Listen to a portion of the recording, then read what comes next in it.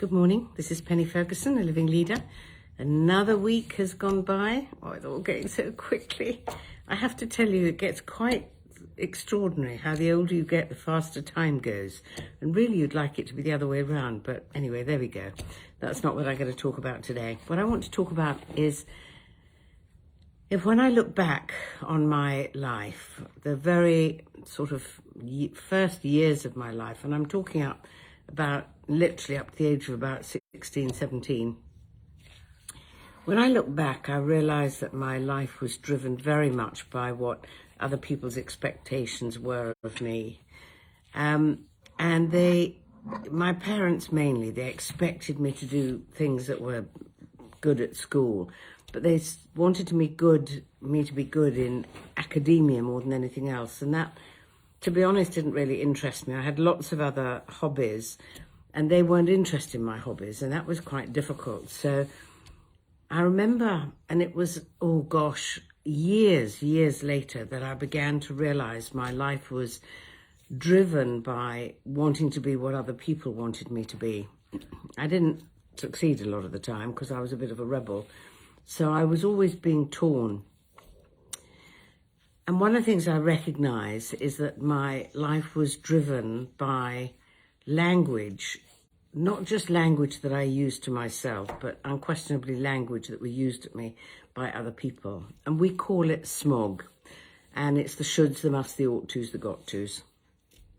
So smog language, the shoulds, the musts, the ought tos or the got tos, or of course the ought not to or the should not. But those words, if you think about it, when you say I should do something, I ought to do something, I've got to do something, where are we actually putting the control for our life? Are we putting it inside or outside of ourselves?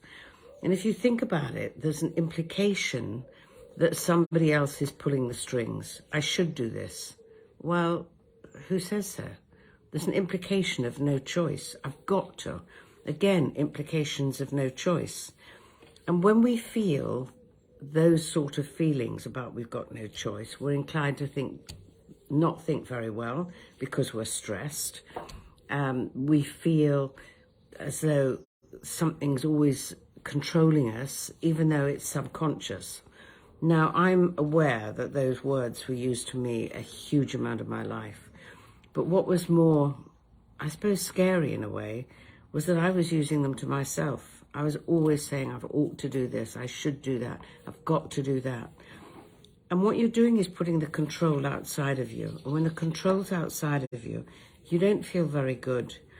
And it's turning it round to begin to recognize that actually you have choice in every moment. I can imagine some of you say, no, I don't have a choice. I have to get this job completed by today. And probably you do, there's a deadline. But it's how you choose to think about it, how you choose to feel about it. If you keep saying to yourself, I've got to do this today, I've got to do this, I really ought to get it finished by the time I close my computer down or whatever it happens to be, you don't feel good. And if you don't feel good, you don't think well. So turn it round and think, hang on a minute, the deadline is 5 o'clock today, or close of play by midnight, whatever it is. I have a choice. When do I choose to do this? How do I choose to set aside the time when I can really give it my undivided attention? Think about how you then feel. You feel differently.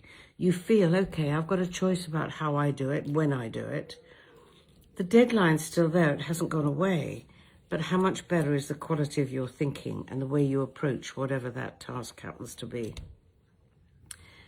I know that my life for a huge amount of time was driven by those words, as I say, the smog words. And smog's a really good way to describe it, because if you think about it, smog is that filthy, yucky pea soup stuff that we can't see very well when we're walking or driving or whatever. And that's in a way what they are.